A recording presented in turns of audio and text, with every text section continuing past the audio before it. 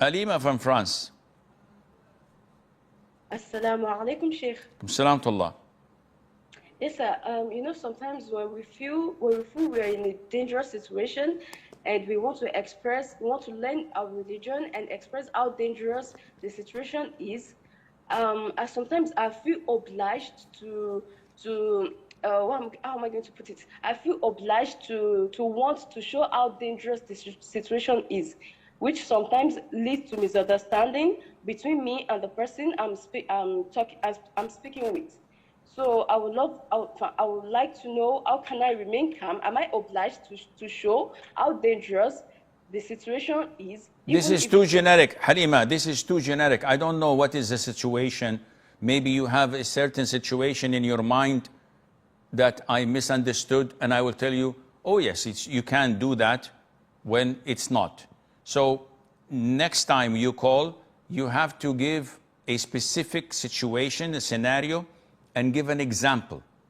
According to that example, I can answer you. But just saying that I am in a situation, dangerous situation, what kind of danger? Life-threatening, reputation, danger of losing money, I don't know. So I can't answer such questions.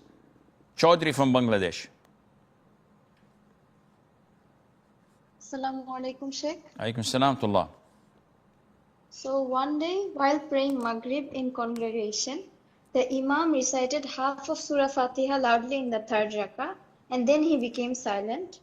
At the end of the prayer, he did Sujood As-Sahu because he recited Fatiha loudly in the third rakah. But in Bangladesh, they do Sujood As-Sahu differently. They say the Tashahud, then they say Salam on the right side only, and then give 2 prostrations. Then they again say Tashahud, Durud, and then Taslim. So at that time, I knew that this is not the correct method, and also that we are not supposed to do Sujood As-Sahu for omitting a Sunnah. But I still followed the Imam because I was confused. After the Imam concluded the prayer, I gave 2 prostrations and offered Taslim individually. Is my prayer valid? Your prayer is valid, but you were wrong in offering 2 Sujood As-Sahu on your own.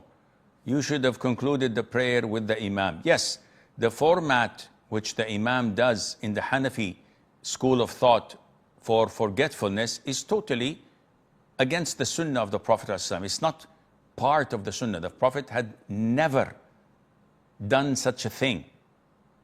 But because it's a reputable school of thought, we follow the Imam in whatever he does, and we offer salam and move on. You don't add anything afterwards on your own. Misha from Bangladesh. Assalamu alaikum, Sheikh. Alaikum salam rahmatullah. So, Sheikh, during wudu, if I wash my hands in between wudu, such as after wiping my head and before washing my feet, I wash my hands a bit. Because of touching the faucet, I feel filthy. It has turned into a habit. So is the wudu valid or not? Because the wudu is valid. The wudu is valid, but you cannot help Shaytan fuel your OCD. When you follow what he's telling you little by little, your OCD grows bigger and you are fueling it with the wood that Shaytan is supplying you with. So you have to draw the line and stop and not do anything that is not in accordance of the Sunnah. But this has no impact on your wudu. Sam from Canada.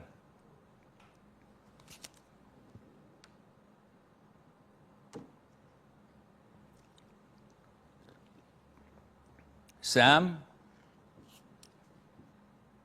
Assalamu alaikum wa rahmatullahi wa barakatuh. Alaikum assalam wa rahmatullahi wa barakatuh. How's it, Sheikh? Alhamdulillah. Alhamdulillah. My question, Sheikh, is if I am behind a imam, and he's in sujood, and his awrah is exposed, and I'm behind him, I'm the follower, should I depart from that salat, or should I still continue, and would the salat be valid in this case, even though the imam is, his thing is exposed, his back when he prostrates? No, this exposure of the awrah is temporary and negligible.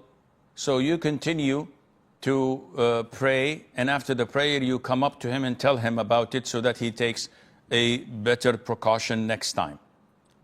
San from Bangladesh. Assalamu alaikum wa rahmatullahi wa barakatuh, Sheikh. Wa alaikum assalam wa rahmatullahi wa barakatuh. I hope you're doing fantastic, Sheikh. Alhamdulillah Rabbil Alameen. My question was, we know there's a specific dhikr that we say when we wake up for night prayers. And when we say this dhikr and make dua afterwards, our, supplication gets answered by Allah. My question is, I sometimes, struggle to wake up. So if I tell my brother to wake me up, and immediately, without talking with him, he reminds me that, to say the dhikr and then make dua, will that count? Yes, it will count, inshallah, and this is totally acceptable.